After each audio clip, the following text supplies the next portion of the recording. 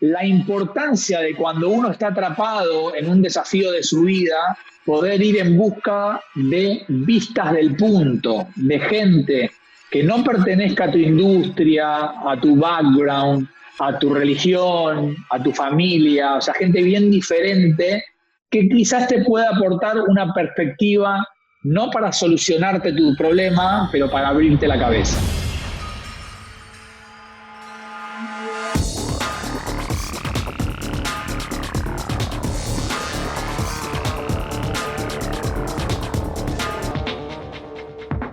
Hola y bienvenidos a un nuevo episodio de Cracks Podcast. Yo soy Oso Traba y entrevisto cada semana a las mentes más brillantes para dejarte algo único y práctico que puedas usar en tu vida diaria. Mi invitado de hoy es Stanislao Bajraj. Tenía mucho tiempo siguiendo el trabajo de Stani y tenía, la verdad es que muchas ganas de entrevistarlo. Stanislao es doctor en biología molecular y tiene una maestría en dirección de empresas de la Universidad Torquato Di Tella, donde hoy se desempeña como profesor de creatividad e innovación y de inteligencia emocional para líderes. Durante 5 años fue profesor e investigador de la Universidad de Harvard, donde fue nominado al prestigioso Joseph R. Levenson Memorial Teaching Prize, que premia al mejor profesor de toda la universidad. Hoy es fundador de Cocolab, una consultora internacional en temas de neurociencias aplicadas a la creatividad, innovación, cambio e inteligencia emocional, y es mental coach de deportistas y equipos de élite en tenis, fútbol, rugby y hockey. Es un prolífico conferencista y autor de 4 libros, entre ellos Ágilmente, que en poco tiempo se convirtió en el título de no ficción más vendido de Argentina. Stanislao me comparte lo que lo llevó a abandonar la vida de ciencia después de 17 años y de cómo encontró su pasión en la neurociencia y el desempeño deportivo. Además, me comparte 2 ejercicios poderosísimos para encontrar tu propósito y priorizar proyectos para ser más efectivos. Pero antes de empezar la entrevista, este episodio es presentado por mi nuevísima app, Focus Journal. Si ya llevas un rato escuchando el podcast, sabes que lancé esta aplicación en fase de pruebas hace un par de meses, pero ya, por fin, está disponible en el Apple App Store. Es un proyecto personal que surge de mi práctica de llevar un diario de gratitud y enfoque, que la verdad creo que es una de las prácticas que más impacto positivo han tenido en mi vida en los últimos años. El app funciona así. Todos los días respondes 3 preguntas en la mañana y 2 en la tarde que te ayudan a enfocar tu energía y vivir en gratitud. Además, puedes guardar una foto de tu día y llevar control de tu humor. Así, en un simple swipe, puedes darte cuenta de lo increíble que es tu vida, algo que la verdad muchas veces olvidamos o pasamos por alto. Puedes buscarla en App Store como Focus Journal, Focus Journal o en cracks.la/gratitud. Y bueno, dicho esto, vamos ya a esta increíble entrevista con el genio Stanislao Bajraj. Stani, muchas gracias por aceptar la llamada y la verdad es que es algo que tengo muchísimo tiempo queriendo hacer. Admiro mucho tu trabajo y eres de las personas, no eres mucho más viejo que yo, pero me hace sentir como que yo soy un bebé comparado con todo lo que has hecho, logrado, las 20 vidas que has llevado. Y bueno, como lo platicábamos hace un momento, las innumerables horas de conferencias que tienes en video en el internet. Entonces, para mí es un privilegio estar hablando contigo. Y quiero entrar a los temas en los que eres verdaderamente el experto mundial, pero antes de eso quiero que me cuentes algo que me intrigó.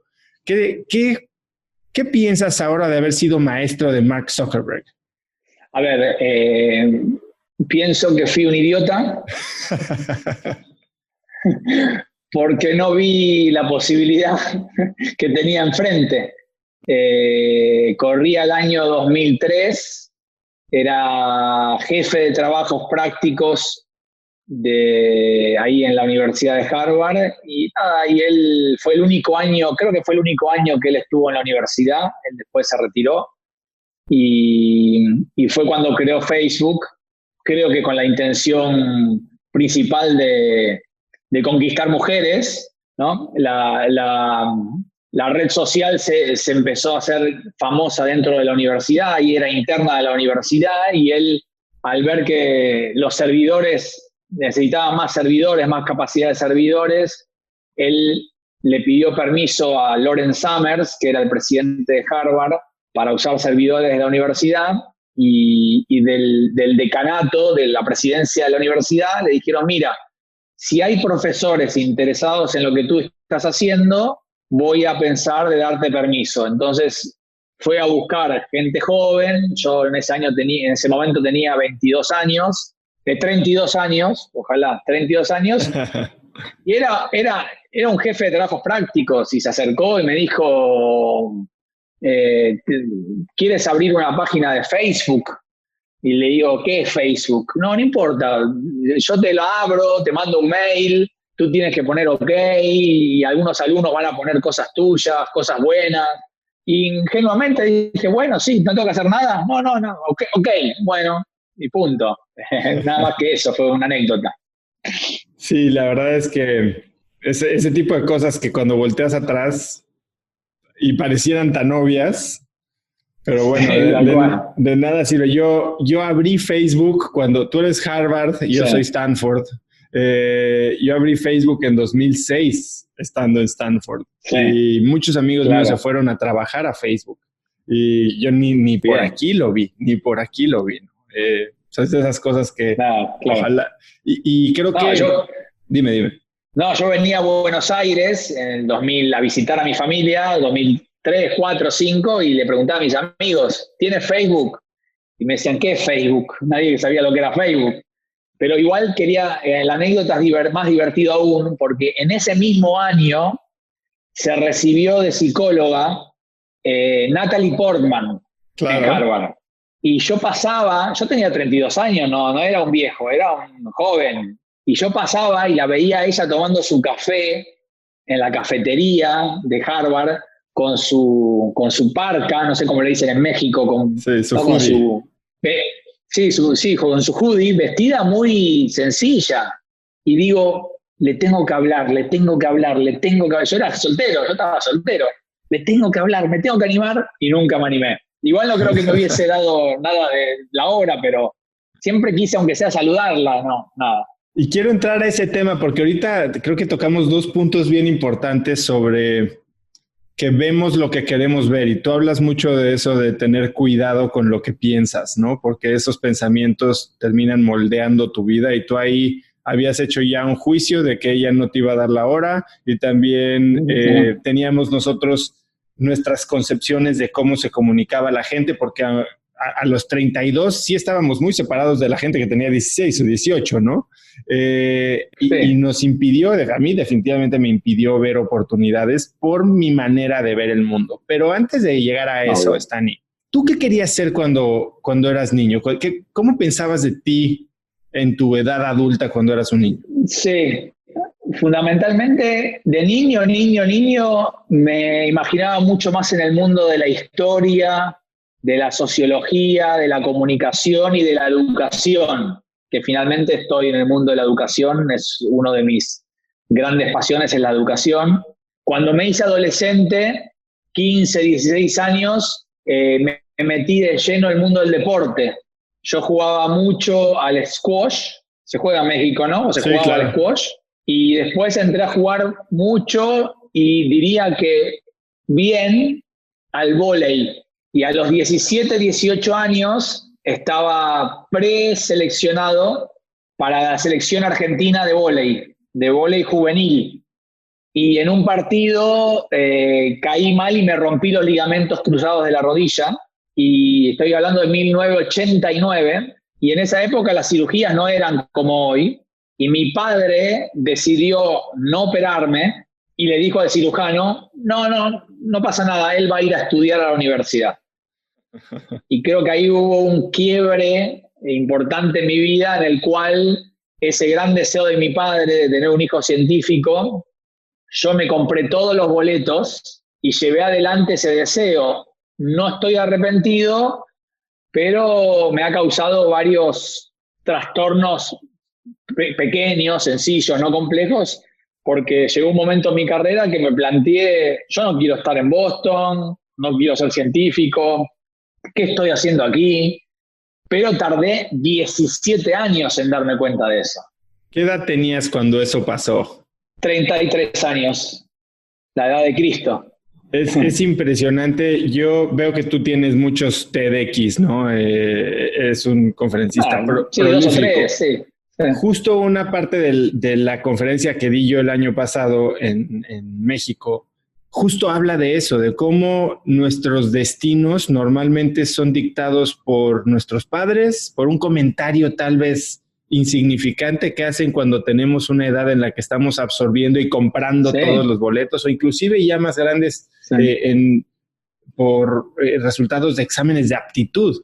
Tú vas a ser doctor porque llenaste los Exacto. palitos para un Porque lado. eres bueno en esto. Claro. Exacto. Y entonces nos compramos esas ideas y todas las reglas y todas las expectativas que vienen con con esas etiquetas que nos ponemos. Y cuéntame un poco entonces, ¿cómo fue tu vida como científico, como biólogo, como científico de laboratorio? Y después, ¿cómo llega a esta realización de que, o sea, pudo haber sido brutalmente violenta en el sentido de desperdiciar la mitad de mi vida? Fue violenta para mi cuerpo. Primero, en Buenos Aires, estudié la carrera de biología, son 6, 7 años, es una carrera muy larga y muy buena, tengo muy buenos recuerdos. Mis profesores argentinos, yo diría el 90% se habían formado en Estados Unidos, entonces llegaban a las aulas y decían, miren, el que no habla inglés va a tener que aprender inglés, porque aquí vamos a estudiar con libros en inglés y obviamente la ciencia se escribe en inglés. Yo no había ido a un colegio bilingüe, así que ahí empecé a aprender inglés, forzado por la ciencia. Y ahí, los primeros años de la carrera, realmente me aburrí y me empezaba a ir mal en los exámenes, lo cual, en general, yo había sido siempre un muy buen alumno, no me costaban las cosas. Y empecé a pensar, esto no me gusta a mí.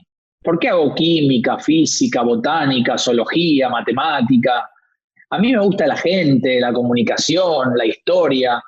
Pero bueno, había comprado todos esos boletos y era y sigo siendo todavía un poco exigente conmigo mismo. Quería llegar al final de la carrera y ver qué pasaba.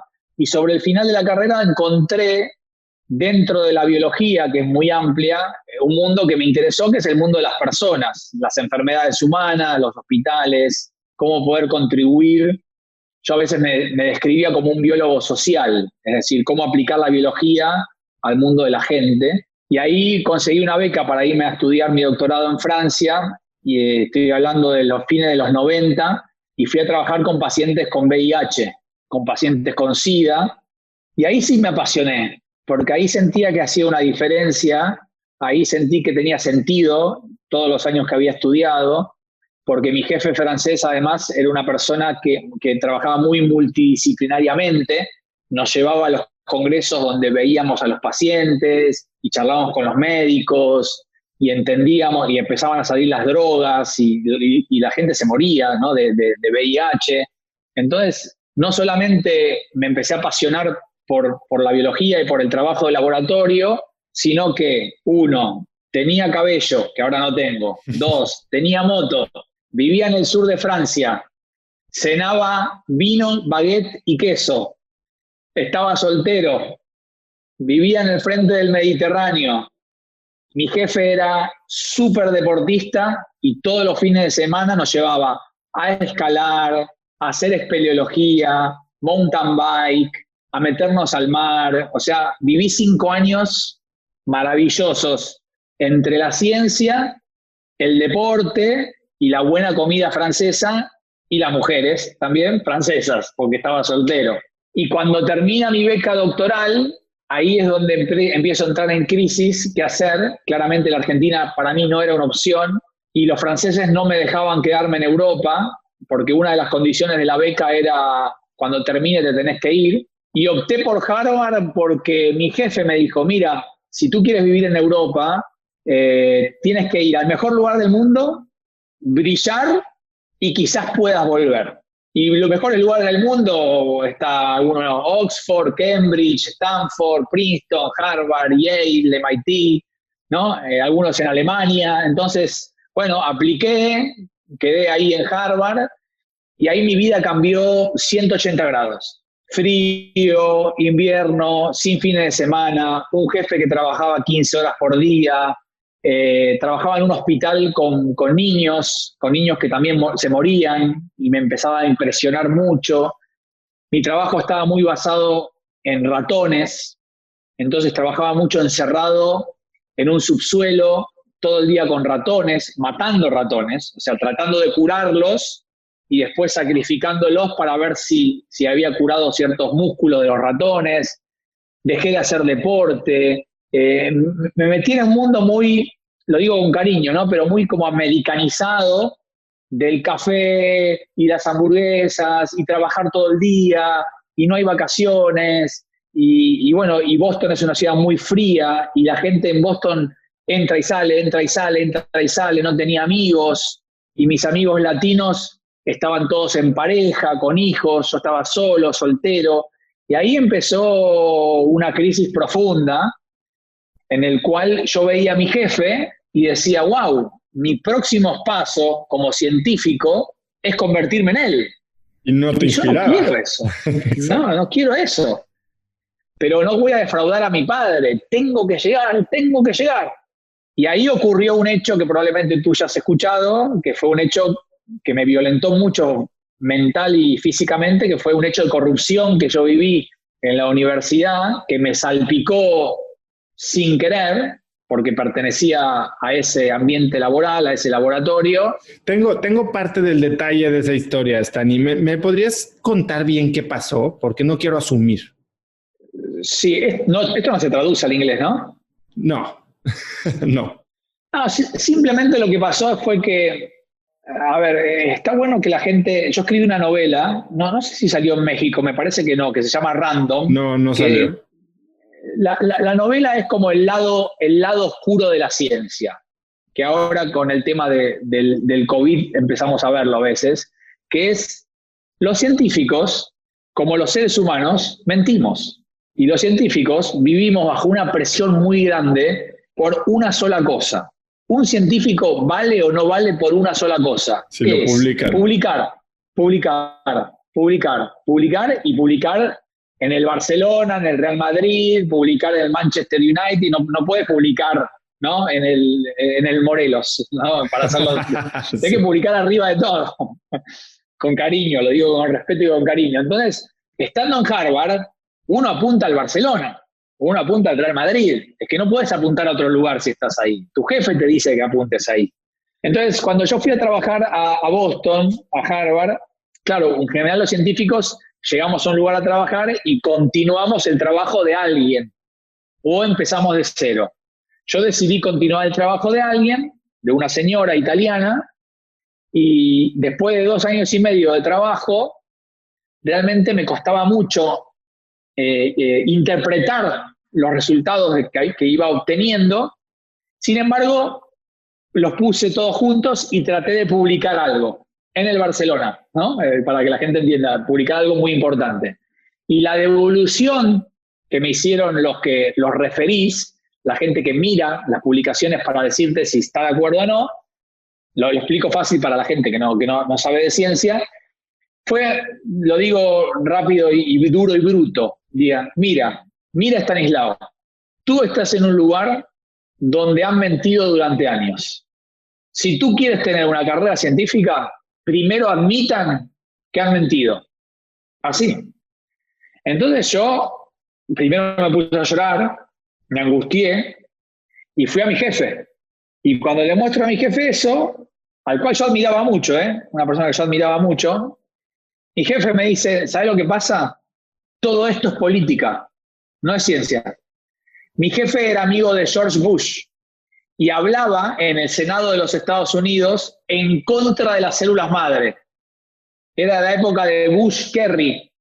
Era una época muy sensible de los Estados Unidos, 2004, y tenía un jefe que era del Partido Republicano, que en realidad los científicos en general son demócratas. En general, era un jefe diferente. De vuelta, yo había sido educado en la Argentina, los republicanos son malos y los demócratas son buenos. Pero en realidad hay buenos y malos en todos lados, ¿no? Ya lo sabemos. Entonces, mi jefe estaba convencido de que estaban haciéndonos una jugada política.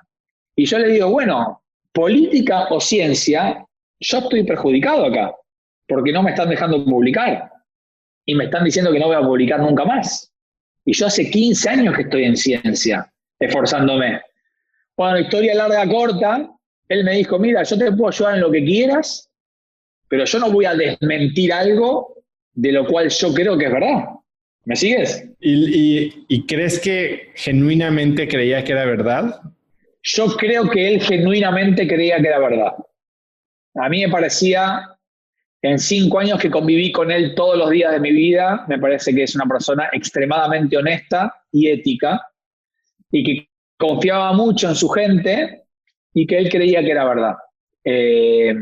A partir de esa conversación con él, los meses que siguieron en mi vida fueron quizás los peores meses de mi vida a nivel salud, ataques de pánico, colon irritable, migrañas, ansiedad, dolores en el pecho y obviamente solo, médico, no tienes nada, estaba todo acá. De repente me encontré con mi carrera científica hecha pedazos por algo de lo que yo no tenía nada que ver.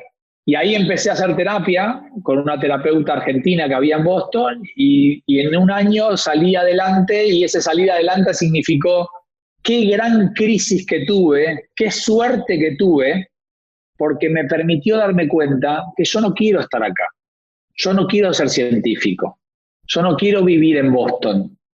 No sé lo que quiero, pero sé lo que no quiero. Yo soy infeliz acá. Y ahí emprendí el regreso a Buenos Aires, que pensé que iba a ser mucho más fácil de lo que fue, y me reinventé en esto que soy hoy, que estoy conversando contigo. Hice una maestría en negocios, una maestría en coaching deportivo, que me costó, fue duro, no fue fácil, y más en un divulgador, en un educador, que en un científico. Qué importante es esto que mencionas de tener antihéroes, ¿no? Parece que todo el tiempo nos dicen, ¿en quién te inspiras? ¿A quién quieres imitar? Y luego hay veces que comprometernos con un camino o decidir quiero ser esto y tenerla tan clara es una tarea sumamente intimidante. Cuando es mucho más fácil empezar por la eliminación, es como un examen de opción múltiple, ¿no? O sea, tienes 6 opciones, ¿cuáles ya sabes que no son? Ya al menos vas a tener una mayor probabilidad. Y ahí, pues esa idea de haber descubierto tu antihéroe o tu antivida, creo que pues es un momento clave. Ahora, antes de regresar a Argentina, hay 2 historias que escuché de ti en Boston que me encantaría conocer más. Y no sé si una tiene que ver con algo de lo que me acabas de contar. Este momento en el que hablas con el personal de limpieza de la universidad para tratar de ver algo de otro punto, porque estabas atorado en tu investigación. Cuéntame un poco de eso. Hermosa anécdota. Mismo jefe, antes de tratar de publicar y de tener esta respuesta, ¿no? Que te conté recién, llegó un momento de 2 años y medio de experimentos en el cual yo me enfrento a todos los resultados de los experimentos que había tenido y si bien en la ciencia hay mucho de lógica, también hay mucho de creatividad, porque uno tiene que interpretar resultados de cosas que está inventando. Uno inventa, voy a inyectar esta célula en el músculo a ver si se cura y tengo que mirar cómo se cura o no se cura y si es verde o no es verde y si es lo suficientemente verde y cuánto es suficiente. No, hay mucho de creatividad. Entonces llegó un momento que me encontré atorado. Entonces obviamente cuando uno está atorado le pide ayuda al jefe general. Y mi jefe era una persona que trabajaba muchas horas y siempre nos decía, a mí me interrumpen si realmente es importante. Si no, cada uno haga su trabajo y yo confío. Entonces, con mucho miedo fui, le golpeé la puerta y le dije, mira, le llamaba a Lu, vengo con 2 años y medio de experimentos. ¿Los podés mirar? Porque no sé qué hacer. No sé cuál es next step. No los puedo interpretar. Entonces él, muy gentilmente, obviamente, los puso en la alfombra de su oficina ahí en Harvard Medical School, y estuvo 2 horas y media en silencio, observando todo. Me pongo la piel de gallina porque fue muy emocionante. Te estoy hablando de una persona que era candidata a premio Nobel, ¿eh? Y él miraba y observaba y daba vuelta a las páginas, porque el científico tiene que llevar todo escrito y todos los experimentos. Cada tanto me hacía alguna pregunta para que yo le explique. Cuando termina, se sienta en su silla y me pone cara de I don't know. Digo, ¿cómo I don't know? Decime qué tengo que hacer. Sos mi jefe, sos un genio. Y me dice, no, la verdad que me cuesta muchísimo, a mí también, no sé, no lo puedo entender, no sé qué haría. Entonces, cuando me estoy por ir a llorar a Starbucks, de enfrente, me dice, espera un momento, tengo una idea. Tú eres chileno, ¿no? Y le digo, no, argentino. Bueno, es lo mismo, me dice. No es lo mismo, pero sí, están ahí abajo los dos. South Mexican. Sí, tal cual, South Mexican. Un día me dijo, un hondureño de México, me dijo. Bueno, con todo respeto. Entonces, le digo, ¿por qué no juntas este material en un PowerPoint bien sencillo, en español? Yo había aprendido ciencia en inglés, y después en francés, y después en inglés de nuevo, en Boston, en español, y le trata de explicar de la manera más sencilla posible a los janitors, a la gente que limpia el hospital, que es gente que tiene, como bien decías tú, otra vista del punto, y quizás te pueden ayudar. Y yo, porteño, científico, Harvard, es decir, soberbio, que venía de 15 años de biología molecular, le digo, ¿qué me estás pidiendo? ¿Que a una señora que barre y que limpia y que cocina le explique biología molecular? Entonces me fui a mi casa pensando, y yo los conocía porque muchos de ellos jugaban al fútbol conmigo. Entonces los conocía. Entonces me fui acercando, quiero darles una charla. Y todos quedaban fascinados. Me dice, nosotros podemos de 3 de la mañana a 3:20, que era el break, porque ellos trabajan de 12 de la noche a 6 de la mañana. Claro. Te digo, estaba más nervioso que en una ponencia en Harvard. Entonces preparé unos PowerPoint, tuve que traducir palabras del inglés al español porque no me las acordaba, hablo de ciencia, ¿no? De ciencia. Bueno, historia larga corta, 3:05 empiezan a entrar los janitors al anfiteatro del hospital de niños, del cual yo nunca había entrado en mi vida, porque siempre es exclusivo para la gente importante, pero a las 3 de la mañana no hay nadie. Entran con sus herramientas, las van poniendo ahí, con sus sándwiches porque estaban para comer. Y empieza mi exposición en el anfiteatro y empiezo a contar cosas, como puedo.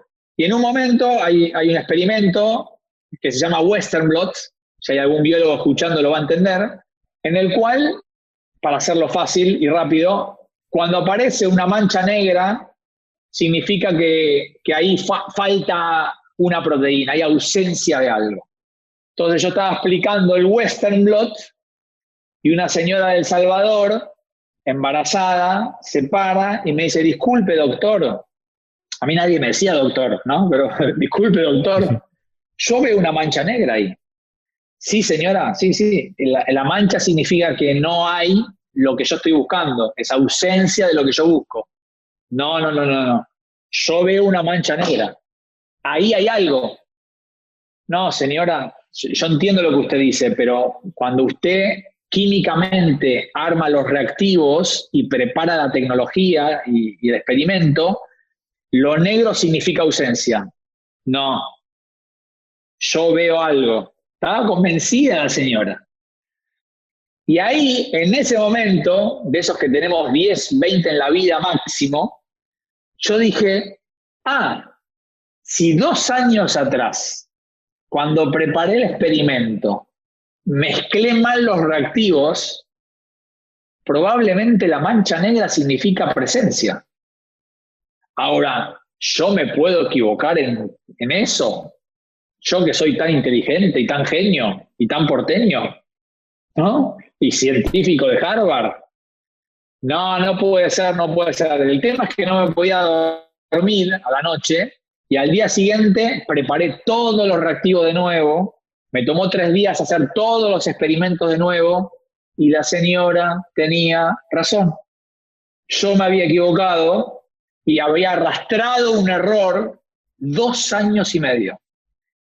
Moraleja, la importancia de cuando uno está atrapado en un desafío de su vida, poder ir en busca de vistas del punto, de gente que no pertenezca a tu industria, a tu background, a tu religión, a tu familia, o sea, gente bien diferente que quizás te pueda aportar una perspectiva, no para solucionarte tu problema, pero para abrirte la cabeza.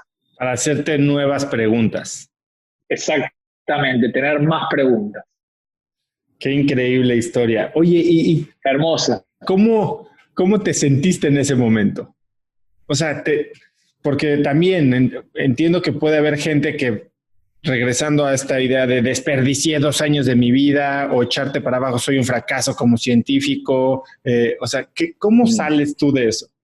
No. Sentí una euforia gigante porque no perdí ni un solo segundo en echarme la culpa, sino todas las fichas se me empezaron a caer una atrás de la otra, porque empecé a entender todos los resultados. A partir de ese error, todo se hizo claro. Imagínate cuando tuve que volver a mi jefe y a contarle el error que cometí. Con la cabeza baja, golpeé y entré. Primero le agradecí el consejo. Después me preguntó, bueno, ¿y qué pasó? Cuando le conté, tampoco se enojó. Me dice, bueno, son cosas que pasan. Messi no erra un penal. Bueno, a los buenos le pasa, entonces a los normales también nos pasa. Me alegro que lo hayas resuelto y que ahora podamos publicar un paper. Qué increíble. Y hoy, por ejemplo, este concepto de tener perspectivas diferentes, ¿lo aplicas en tu vida de una manera proactiva? Sí. Estos últimos años menos, pero cuando estuve muy metido entre el 2010 y el 2014, que trabajé mucho en temas de innovación y creatividad en empresas, lo apliqué mucho en mi vida. De hablar con el panadero, con el que vende el periódico, con gente mucho más grande, con mis hijos más pequeños, para consultarles a ellos cosas que le pasaban a papá. Sí, después lo fui dejando de hacer, pero ahora que me lo traes a la memoria, por ahí sería bueno volver. Ahora yo sufro de dolores crónicos.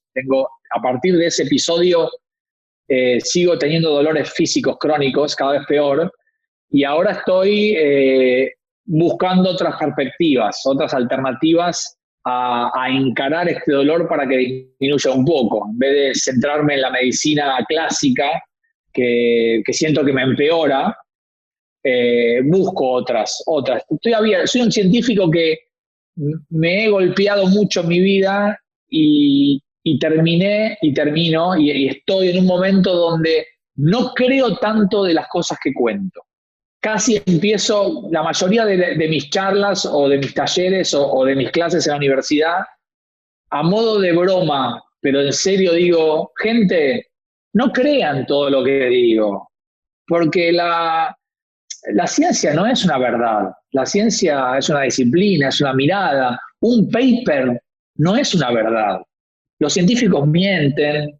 Un paper se hace con 30 personas. O sea, el cerebro del cual hoy trabajo es muy complejo. Llegar a conclusiones definitivas por 3 o 4 artículos en el mundo no me parece algo serio. Me parece increíble eso que dices, porque creo que, como lo acabas de decir ahora, tu jefe tenía la verdad. Él no estaba mintiendo conscientemente. Y hace poco entrevistaba a alguien, a Raúl Romero, en mi podcast, y él tenía una frase que decía, todos decimos la verdad, nadie miente, porque todos estamos hablando de nuestra verdad. Y mientras estés convencido de eso, entonces pues no hay manera de ganarte, ¿me entiendes?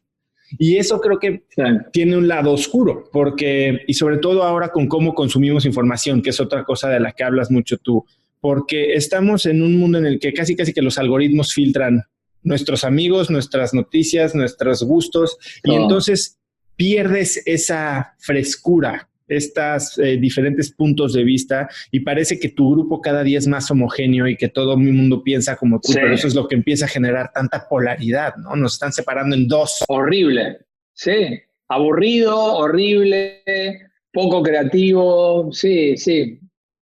Yo en vez de llamarlo puntos de vista, lo llamo vistas del punto. Claro. Tener vistas del mismo punto. Stani, otra historia que escuché también de ti en Boston se relaciona con una frase que dices que ahora crees más en el alma cada vez. Y tú conociste al Dalai Lama en Boston.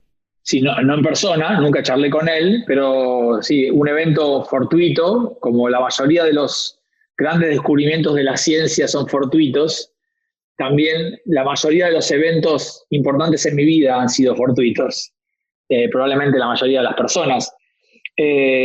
Como todo ser humano, a la noche después de trabajar iba al mercado, y solía cruzarme entre las góndolas de las frutas y las verduras con unos monjes budistas en Boston, y me llamaba la atención, yo no sabía lo que era el budismo, me llamaba la atención que siempre que me veían, me sonreían. Sea el día que sea, la hora que sea, siempre era como una sonrisa muy, muy amplia. Y un día estaba por pagar en la caja del supermercado y sin querer, estos dos monjes budistas, sin querer, me chocaron de atrás. Y yo ese día estaba con mucho estrés y nervios y tensión, y me di vuelta y me enojé. Y no sé si se dice en México, los puteé, le dije malas palabras. Ok, no se dice así, pero se entiende. ¿Cómo se dice? Los agredí. En México decimos que les mentaste la madre. Bueno, tal cual, pero en porteño. Ok. Obviamente no entendieron lo que decía, entendieron mi lenguaje corporal. Me sonrieron de vuelta y me dieron un papel. Y ahí yo como que reaccioné, volví a la calma y les tomé el papel, y el papel era una invitación a una conversación del Dalai Lama en el MIT. Y eso era unos días después, y yo no conocía el MIT, y dije, voy a ir. De paso conozco la universidad, vivo a 15 cuadras, voy caminando con la bici. Y nada, me senté atrás de todo en el anfiteatro del MIT, y de repente entró el Dalai Lama con mis monjes budistas del supermercado, del cual me sentía orgulloso. Y ese fue mi primer contacto con la neurociencia. Estoy hablando del 2002 o 2003, no me acuerdo. Porque ahí empezaron a conversar. Estos encuentros se llaman conversaciones con el Dalai Lama. Se hacen una vez en Boston, una vez por año en Boston y una vez por año en el Tíbet. Y los científicos del MIT viajan al Tíbet y los monjes budistas del Dalai Lama viajan a Boston. Y conversan sobre distintas temáticas, y en esas conversaciones se habla de la reencarnación, de la muerte, del sueño, de la creatividad, de la atención, etc.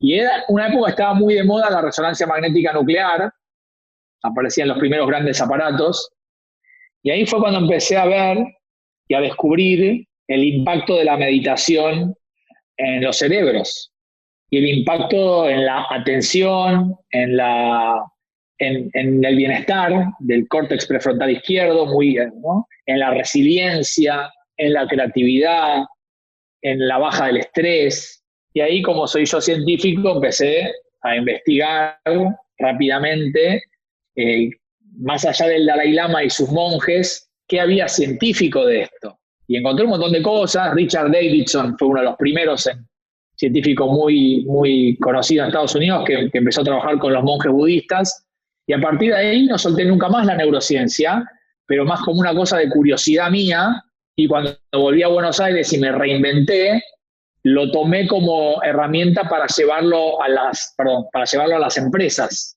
¿no? Y esa fue mi reinvención. Y este concepto de que cada día crees más en el alma, ¿cómo se relaciona al tema de la neurociencia?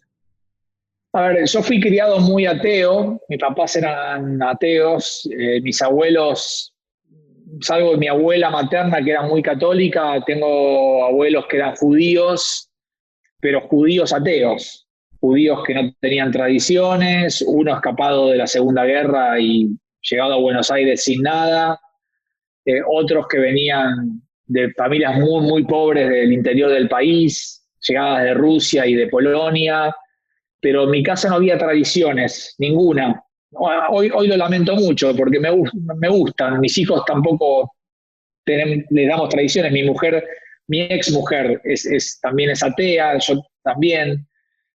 Entonces, a lo largo de que fui creciendo y fui entrando en el mundo de la meditación, primero como investigador y ciencia, y después como conejillo de India, empecé a sentir que seguramente hay algo más.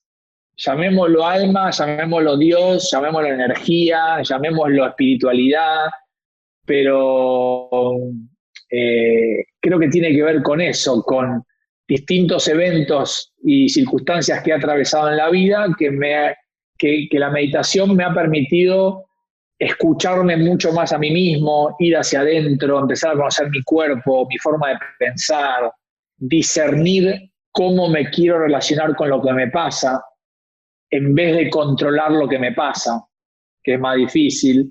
Obviamente no logro hacerlo todo el tiempo, no soy un monje budista, pero en situaciones estresantes digo, a ver, ¿cómo voy a elegir yo relacionarme con esto? Porque si fuera por una situación automática, me enojo, me peleo, le grito. Momento, frenar, aprender a frenar, a regular. Yo a eso llamo autoconocimiento barra tu alma que te está cuidando.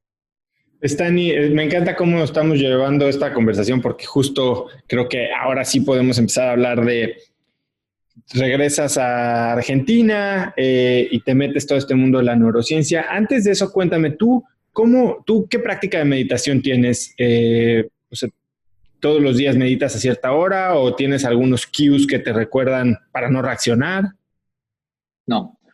A ver, hay una frase que no me acuerdo a quién se la robé, que me gusta mucho, que es, uno enseña lo que tiene que aprender. Me encanta.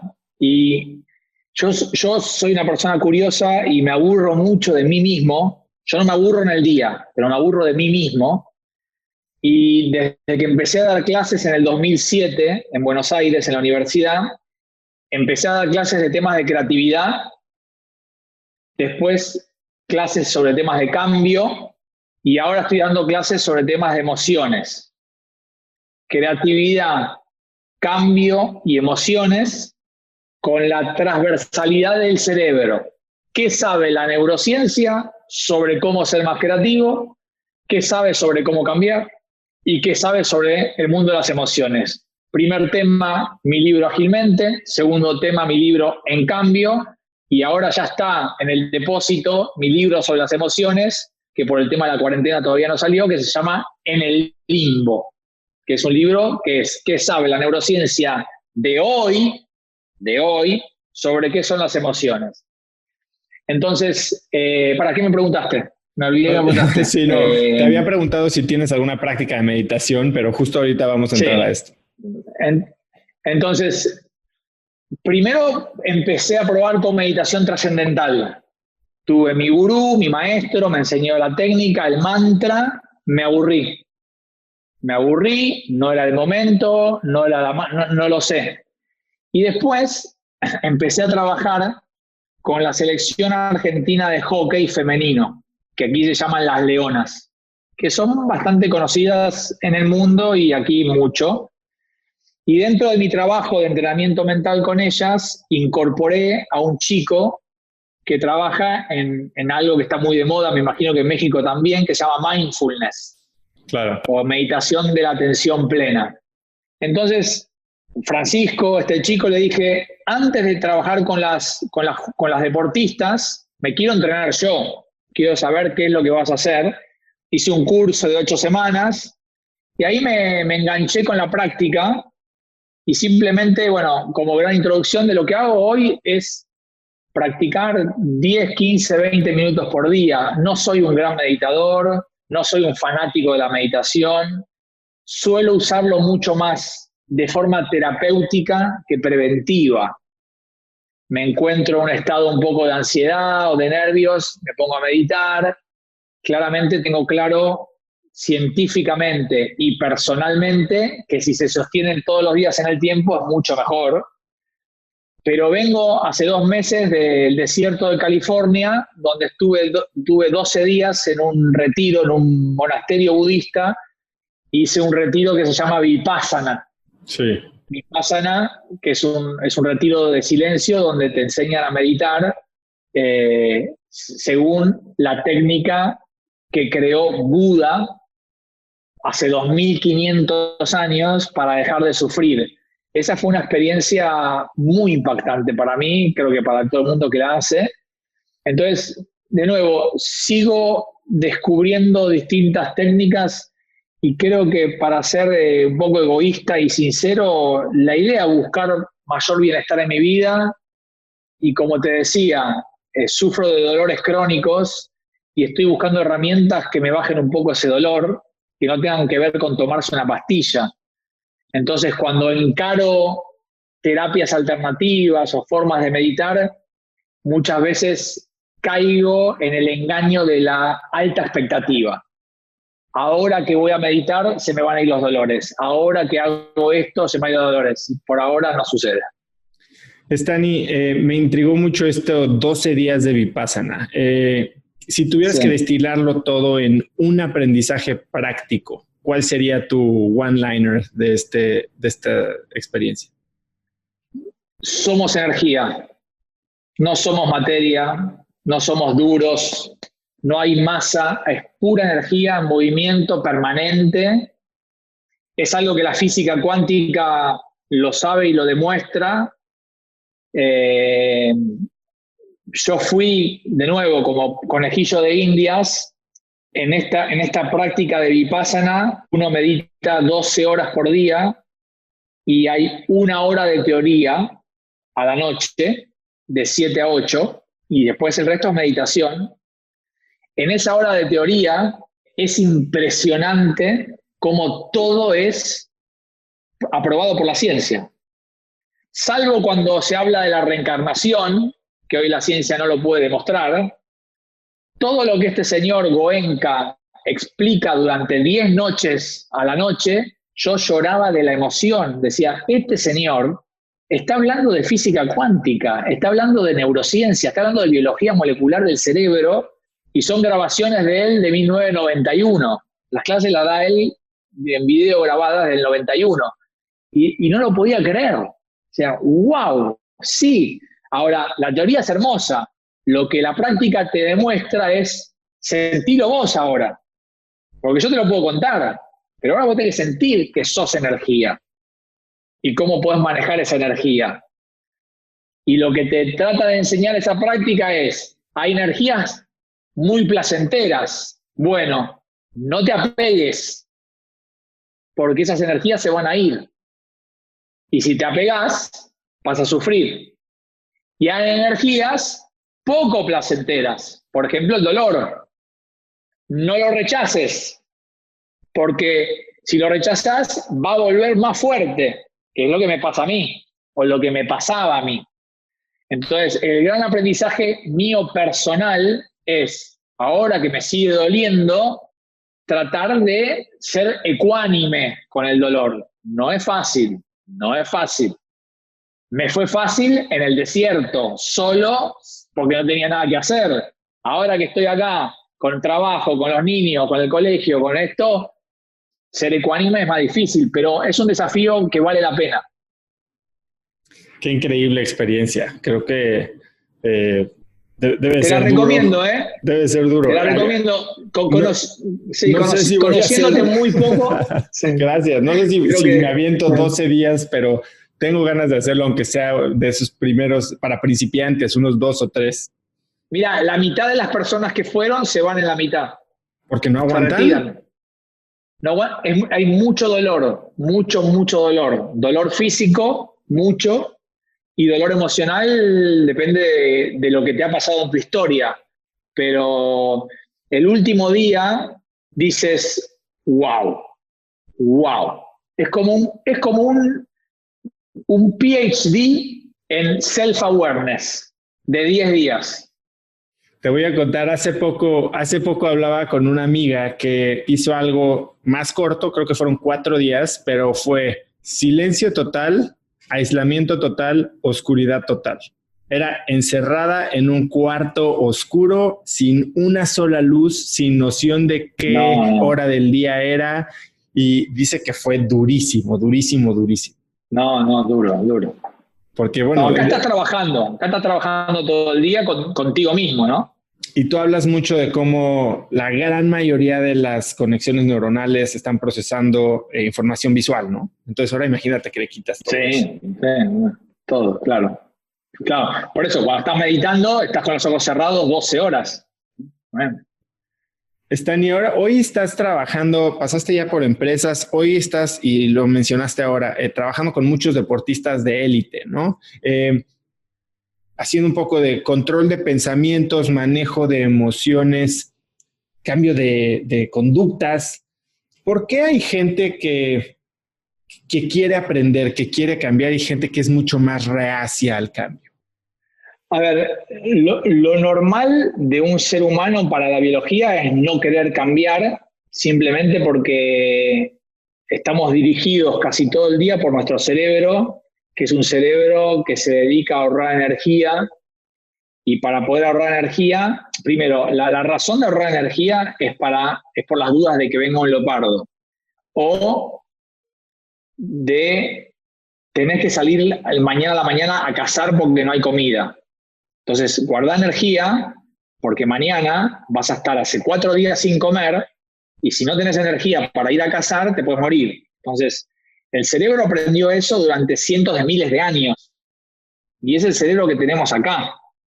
Entonces, el cerebro no sabe que estamos en 2020 y que tenemos casi todos, ojalá, refrigerador o almacén o sueldos con trabajos, la mayoría, ojalá. Entonces, el primer gran boicoteador de tu cambio es tu propio cerebro. Te dice, ¿para qué? ¿Estás vivo? Sí. Listo, ¿para qué? Entonces, la gran mayoría tiene que ver con eso. Después, la ciencia no puede explicar por qué, pero hay una minoría de personas que son muy curiosas a hacer las cosas distintas y a pensar distintos y a tirarse a los cambios, que no quiere decir que sean mejores. Ni mejores profesionales, ni mejores personas. Son personas que tienen menos miedo, menos ansiedad o menos nervios o menos estrés frente a la novedad, frente a la incertidumbre. Y esas en general son las personas que terminan moviendo el mundo hacia adelante, porque después traccionan a otra gente.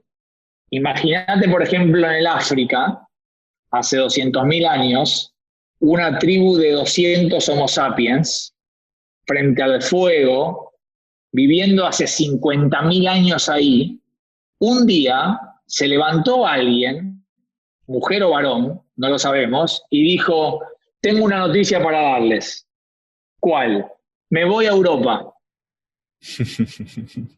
¿Qué le respondieron los otros 199? Es que estaba loca. Exacto. A Europa. Si ni sabe dónde queda. Quédate acá, es más seguro. Entonces, esas personas que tienen ese ADN de cambio o esa baja nivel de ansiedad o de miedo frente a la novedad, la incertidumbre, el cambio, todos sinónimos, novedad, incertidumbre, cambio, son un poco lo que va moviendo el mundo hacia adelante y después a mí lo que me interesa no es esa gente, a mí me interesa trabajar con la otra, convencerlos de que, momento, ¿tenés miedo? Sí, es normal, pero vos podés, o tú puedes. Algunas cosas sí, otras no. O sea, es todo un trabajo de emociones, no un trabajo de tu capacidad, de tus habilidades. Lo que te está impidiendo ahí es algo más emocional, no cognitivo, no de tus pensamientos. Después puede ser Nadal o un tenista mediocre, pero puedes avanzar con miedo. Nosotros nunca trabajamos en sacar los miedos. Nosotros trabajamos en el miedo, aceptarlo, abrazarlo y avanzar. Ahí recién hablabas de los deportistas de élite. Yo trabajé con algunos deportistas de élite, individual en tenis o en equipo, y todos tienen mucho miedo. Y en ningún momento le digo, vamos a ver cómo hacemos para no tener miedo. No existe no tener miedo. Lo que decimos es, vamos a ver cómo hacemos para que salgas a jugar con miedo y que juegues bien. A usar el miedo en tu favor. ¿Y cómo haces eso?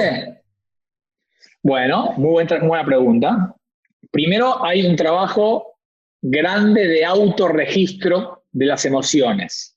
Pregunta, tenista profesional, ¿cómo estás? ¿Bien? Sí. ¿Estás seguro que es miedo? Sí, es miedo. ¿Estás seguro? Bueno, no sé si es miedo, por ahí es nervios, es lo mismo. No, no es lo mismo. No es lo mismo miedo que nervios. ¿Cómo no es lo mismo? Sí, estoy nervioso, tengo miedo. No, no es lo mismo. Primero es eso. En tu carro no es lo mismo que esté roto la manguera de la gasolina, que esté roto la correa o que esté roto el radiador. No es lo mismo. Para el cerebro es lo mismo, es igual. Tenés que saber qué sentís. Qué interesante. Cuando vos sepas qué sentís. En Stanford, una de las clases más famosas de la Escuela de Negocios es una que se llama Relaciones Interpersonales, Touchy-Feely. Y lo primero que haces en la primera clase, te dan un diccionario de emociones. Alfabetización emocional. Sí, eso. Yo trabajo en eso, sí, sí. ¿Cómo se llama? Touchy Feelings. Touchy-Feely le dicen. Bueno, esa es la materia que enseño hoy yo en la Argentina y que trabajo en las empresas a nivel más profundo, digamos. Entonces, el jugador va aprendiendo, primero a no tener vergüenza, a tener miedo. Y después va aprendiendo a darse cuenta qué es lo que siente. Una vez que se da cuenta, a ver la intensidad de esa emoción. Después a darse cuenta si esa emoción le perjudicó o no en la performance. Y después, una vez que eso tarda 6 meses. Y después, a ver cómo regulo eso. Yo con miedo 6 juego bien. Con miedo 7 empiezo a jugar mal. Bueno, hay que jugar con miedo 6. Entonces empiezan a aparecer las famosas técnicas de regulación emocional, que no es universal, no es estándar. Es jugador Carlos Pérez, es performance con cierto miedo, con algo de nervios y con mucha euforia. Estoy inventando. Cada jugador va descubriéndose cuáles son sus emociones que le permiten comportarse mejor en la disciplina. Y te digo que yo trabajé con un tenista argentino que estaba 80 del mundo, hoy está 20 del mundo, y cuando vos hablas con él o con su coach, él te dice, mi tenis es idéntico, juego igual. Lo que cambié fue la cabeza. Empecé a entender cómo pienso, cómo me siento, a poder regular esas dos cosas, se terminó todo. Entiendo cómo se definen los partidos, entiendo lo que es un 30-40, trato de sentir lo mismo en el 15-15 que en el 30-40, saca él o saco yo, es la misma pelota, o sea, todo eso tiene que ver con la cabeza, no con la técnica. Entonces, dale. Bueno, yo es que estaba leyendo que parte de tu metodología es lo que te dices a ti mismo mientras estás haciendo el deporte, ¿no? Este self-talk. Y al principio, bueno, hace un momento comentabas cómo le dices a tus alumnos, no crean todo lo que yo digo. Y también podrías bien decir, no creas todo lo que tú dices. No te creas todo lo que te dices. Entonces, ¿cómo entras a transformar esta conversación que existe en la cabeza de un deportista? Perfecto. Lo tiene tan arraigado. Está bueno. No, todos lo tenemos arraigados. Si bien tú le puedes decir a un alumno, a un deportista, no creas en todo lo que tú te dices, el cerebro sí se lo cree. Entonces lo que empezamos a trabajar es en identificar cuáles son las cosas que más te dices en el día. Eso se llama creencias o hábitos de pensamiento. Entonces, una vez que el alumno o el deportista identifica eso, después la pregunta es, ¿esos hábitos de pensamiento me están limitando? ¿Bajan mi bienestar? ¿Bajan mi performance? ¿Me hacen pelear más con mi pareja? ¿Es la situación ¿O soy yo que me limito? Y ahí ellos solitos van descubriendo, no, esta es la situación, pero acá soy yo. Y ahí empieza un trabajo muy sencillo de reemplazar una creencia que tiene 30 años en tu vida por una nueva que la vas a fabricar tú, hoy, empezando de cero. En un empleado de un banco, quizá no le cambia tanto la performance, pero en un tenista de elite, cuando juega un partido contra otro, le cambia el saque, le cambia el último punto del partido. Entonces, trabajo igual con alumnos que con deportistas, nada más que el alumno puede tomarse 2 o 3 años en hacer esto, que mucho diferencia no va a haber, pero el tenista lo necesita, sobre todo si está en la élite, necesita rápido cambiar la forma de pensar para que le impacte en su performance, no para que gane, para que le impacte en su rendimiento. Después puede perder porque hay otro enfrente. Entonces, primero hay una identificación de los pensamientos, identificación de pensamientos habituales, reconocimiento si esos pensamientos me limitan a mí. No importa si son de mi papá, si son de mi pasado, no importa de dónde vienen, no le eche la culpa al pasado, ya está. Los tienes, están contigo todo el día. Bueno, vamos a reemplazarlos. ¿Por qué? Y por pensamientos más racionales, que tengan evidencia, más realistas. Si quieres, más positivos, también. Lo que tú quieras. Creo que es una parte complicada, ¿no? Porque todo parte de la presencia plena, de la conciencia y de lo como tú le llamas la metacognición, ¿no? Pensar como pensamos. ¿Tú tienes algún truco, algún tip de cómo recordarnos en hacer ese análisis, cómo mantenernos presentes y cuando viene una idea que parece que es ley divina, cómo darnos cuenta que tal vez no es tan cierta como aparenta? Mi forma de trabajar es proponerle a la gente con la que trabajo que identifique de su semana las 10 situaciones que más lo incomodan. Estamos hablando de la vida cotidiana, no de dramas existenciales, ¿no? ¿Qué te incomoda? ¿Qué te pone mal en el día?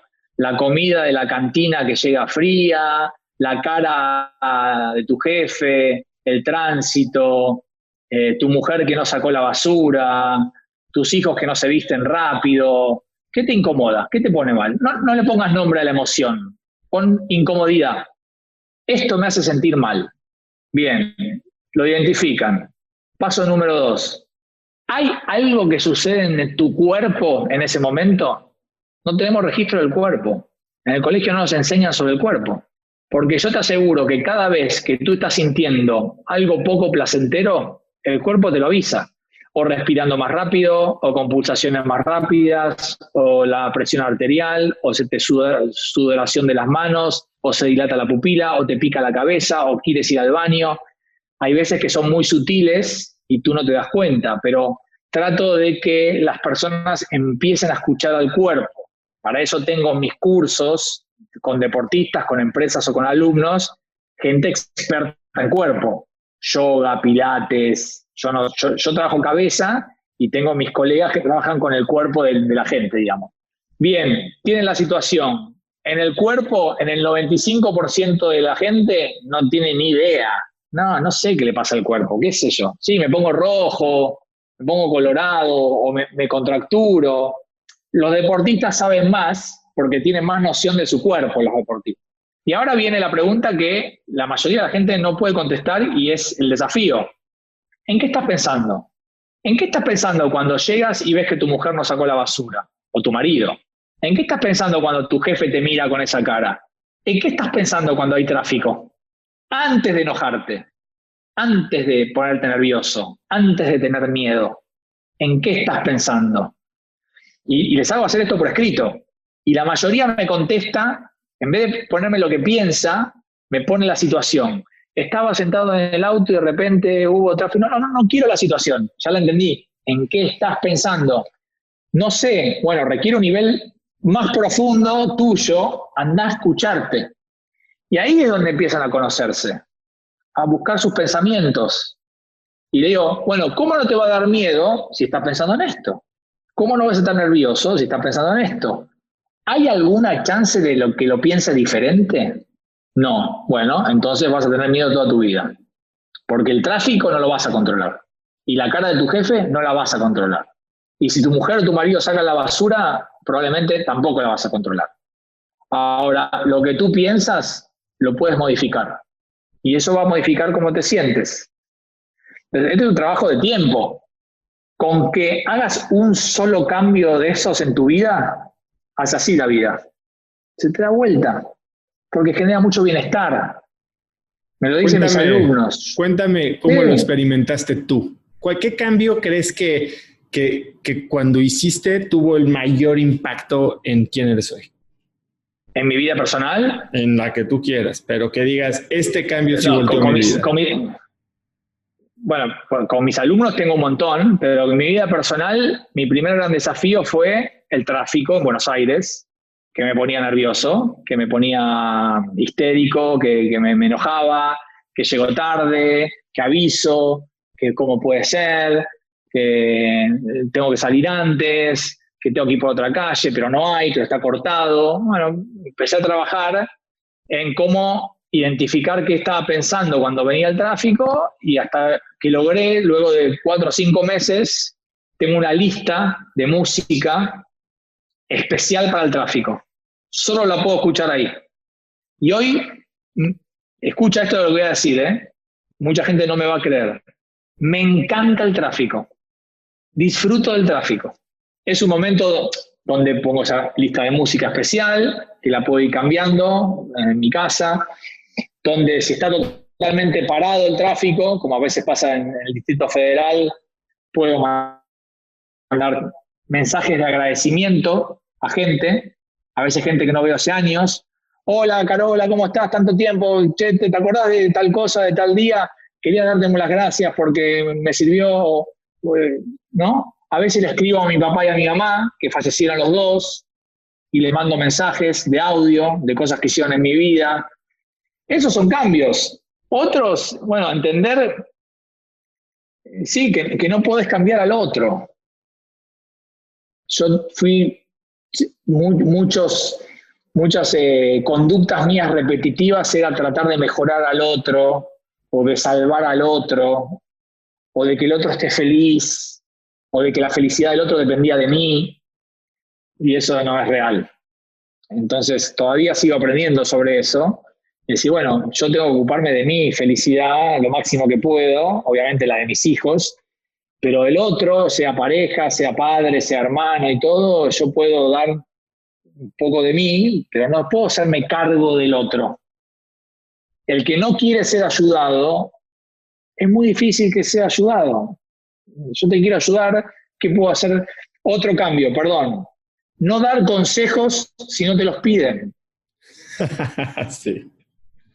O pedir permiso. Gracias por contarme los problemas que estás teniendo con tu jefe. ¿Querés que te diga lo que yo haría en tu lugar? Permiso.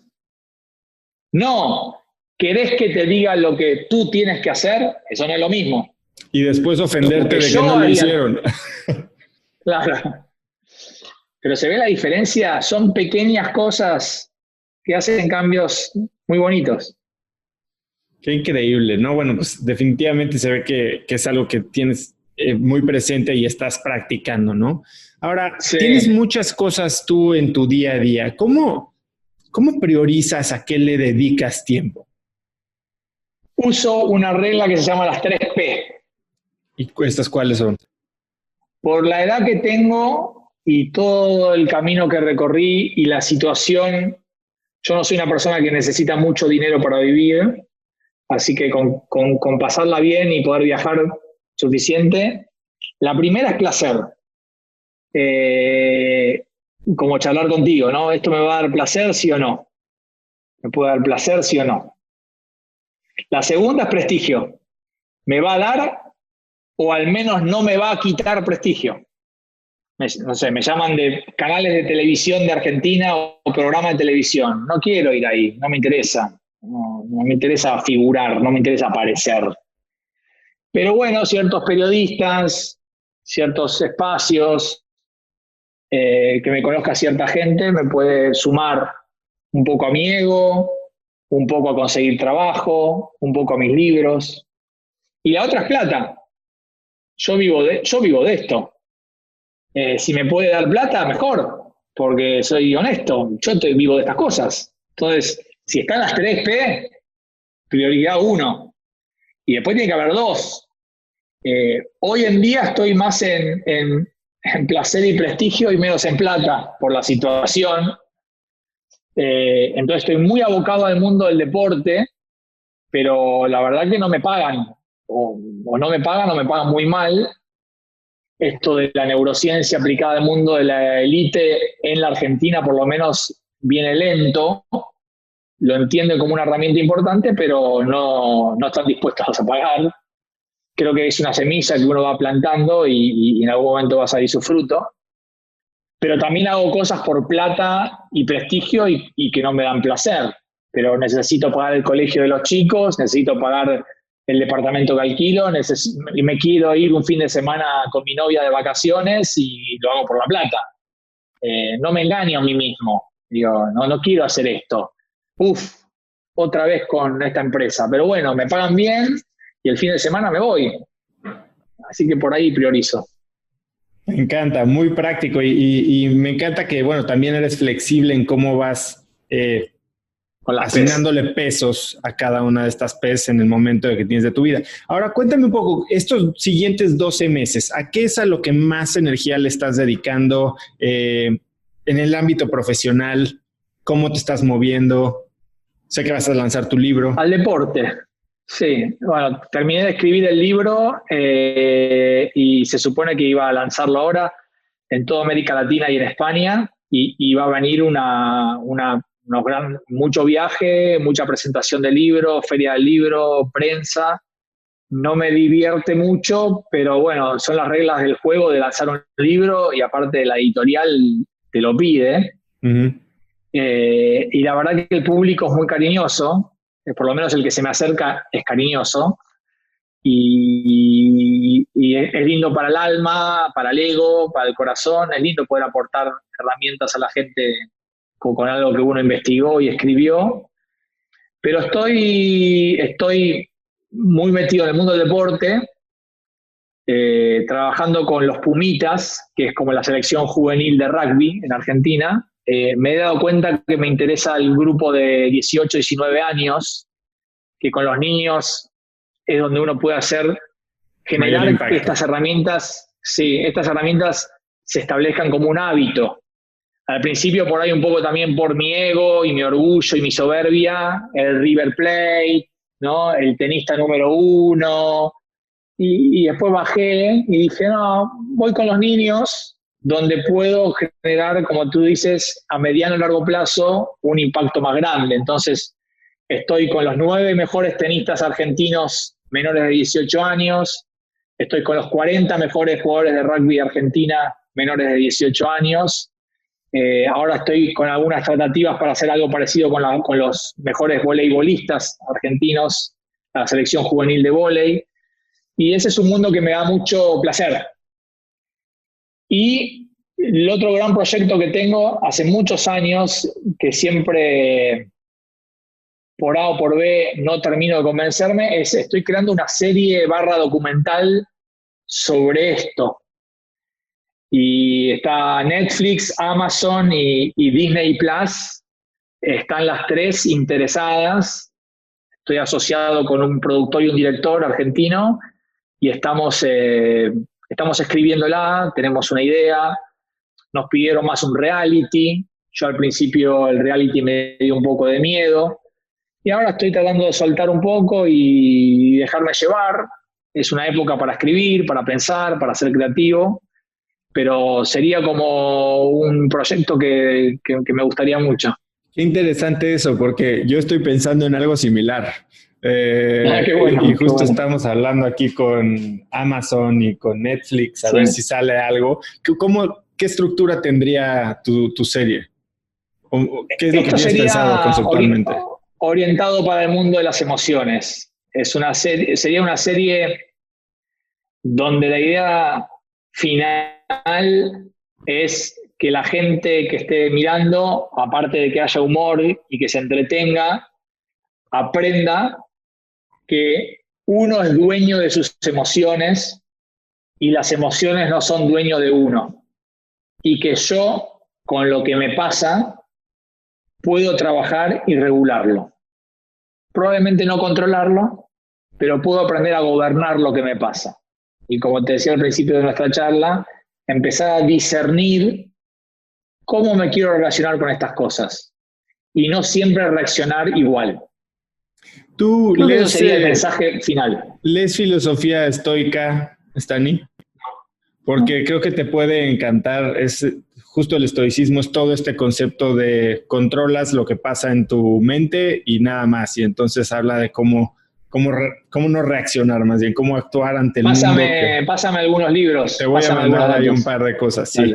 Dale. Stani, quiero ser consciente de tu tiempo. Te agradezco muchísimo ahorita que dijiste que, bueno, que no vas a ciertos canales de televisión y demás. El hecho de que hayas pasado 1 hora y media conmigo lo valoro y lo aprecio y lo agradezco. Ha sido una plática increíble. Un placer. Antes de terminar, quisiera preguntarte, a todo mundo que viene al podcast te pregunto, si pudieras escribir un mensaje en el cielo para que millones de personas lo vieran, ¿qué diría? Está bueno. Diría, en la vida no siempre se puede tener razón y ser feliz al mismo tiempo. Si fuese por tu cerebro, él siempre va a querer tener razón. Está en ti elegir cuándo ser feliz. Increíble frase, Stani. Muchas gracias por compartirla. ¿Dónde puede contactarte la gente? ¿Dónde estás más activo? ¿Instagram? Yo solamente tengo mi humilde cuenta de Instagram, que es @ mi nombre y apellido, que es difícil, @Stanislao Bachrach. Yo lo voy a poner en las ligas del episodio. Dale, gracias. Y después hay muchos Facebook falsos. No tengo Facebook, no uso Facebook, no tengo Twitter, aunque hay uno también en Twitter que dice que es mi nombre, pero no soy yo. Así que mi único espacio es Instagram. Y nada, y ahí es donde me pueden seguir. Después, como tú dices, hay colgado en YouTube un montón de cosas. Están mis libros, están mis ebooks. Tu Instagram es increíble porque eres muy activo, haces muchos live. Esta última semana has tenido como 5. Sí, esta última semana hice cosas, sí. Y la verdad está increíble. Hay muchísimas pláticas tuyas, desde cortas de 5 minutos hasta de 2 horas y media en YouTube. El contenido fascinante, tus libros son muy entretenidos y la verdad es que voy a poner links a todos ellos. Stani, para contactos, tipo de trabajo, conferencias, igual a través de Instagram, ¿cuál es el mejor lugar para contactarte? Sí, por Instagram lo leo yo, lo lee mi asistente, por ahí creo que es más fácil. También tengo mi mail, obviamente, pero que por Instagram en general, como no tengo tantos seguidores, o Carolina o yo lo leemos y salen trabajos por ahí. Sí, me encantaría. Me encanta ir a México. Viví 45 días en la selva lacandona. ¡Qué bien! En 1996, cuando estaba el subcomandante, nos llevaron a caballo con los ojos vendados hasta un pueblo en medio de la selva. Era joven también ahí y no tenía tantos miedos como hoy. Y nada, y no conozco mucho. Estuve el año pasado en Sayulita, me quedé enamorado, me encantó.